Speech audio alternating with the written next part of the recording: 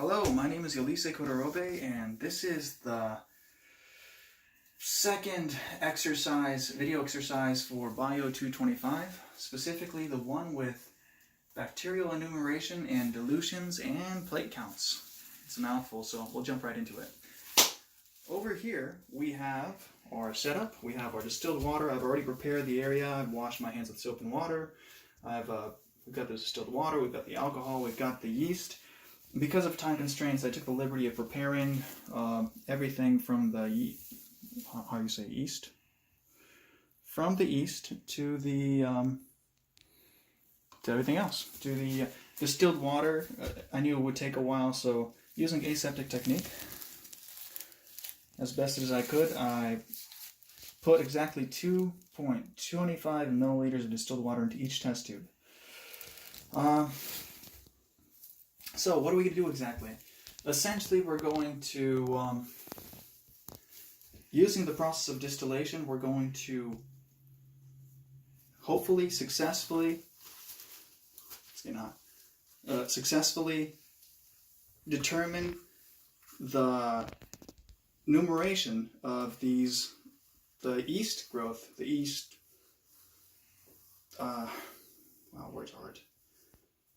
We're basically, the process of distillation is going to give us a viable method to determine exactly how many colonies there are per unit, per ml. All right, that was exciting. So what we're going to do is we're going to grab us a pipette, and what we're going to do is we're going to jump right into it. It's a lot of steps, so as always, I'm just going to read off the steps and perform them to the best of my ability. Steps 1 through 5, such as gather all materials listed in the experiment and wash your hands thoroughly with soap and warm water. Put on safety gloves, face mask, apron, and goggles. I've already performed all those. We'll start at pour 5. Step 5, pour the 6 agar plates with nutrient agar, or use previously prepared plates. I've already previously prepared the plates because they just take too long to prepare. They take like an hour to pour.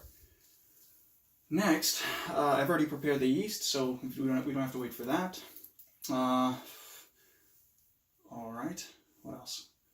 I've already labeled. Step 9 is to label all 6 test tubes 10-1, 10-2, 10-3, and so forth until 10-6. I've already done that, so they're all appropriately labeled. What else? The nutrient plates are already labeled, of course. And these are the best nutrient plates ever. Like, these things look like glass. They're no clumps, no bubbles. The best damn plates you'll ever see. Ever. They're fantastic. What else? Right. We'll start off with step 11, which is sterilize the graduated pipette by drawing a small amount of alcohol into the bulb. So we're going to do that. Well, actually, wait, no, I'm sorry. Step 11 is basically sterilizing this, but I already did this before I did the distilled water.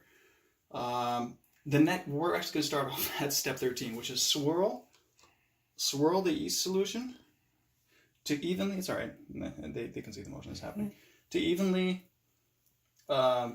disperse the organisms evenly, which is being done. Afterwards, I'm going to pipette 0.25 mLs of the yeast solution. So I'll switch hands here. Okay. I'm going to pipette 0.25. So 1/4 of a milliliter. I'm going to pipette that up here. All right. And I'm going to pipette the solution up and down several times too. Okay, so I'm going to put it in the test tube labeled 10-1. So I'll do that.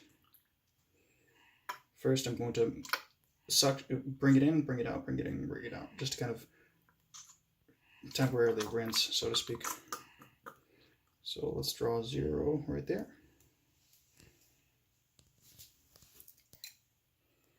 All right, it is done. So I pipetted 0.25 of the yeast solution into the test tube labeled 10-1. I already pipetted the solution up and down several times to ensure that all organisms are pipetted from the pipette into the test tube. Next, I'm going to pipette 0.25 mLs of the 10-1 yeast solution into the test tube labeled 10-2. So I'm going to go in here and pipette. I'm just trying to make sure that I'm getting an even sort of mixed of the solution.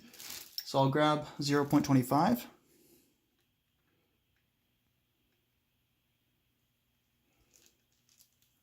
and we're going to put that solution into 10-2. We're basically going to continue this process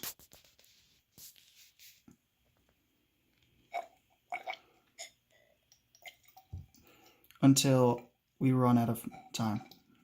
So I mean until we run out of test tubes to do this to.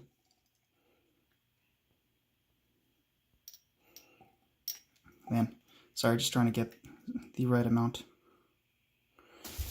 Let me just get a little deeper.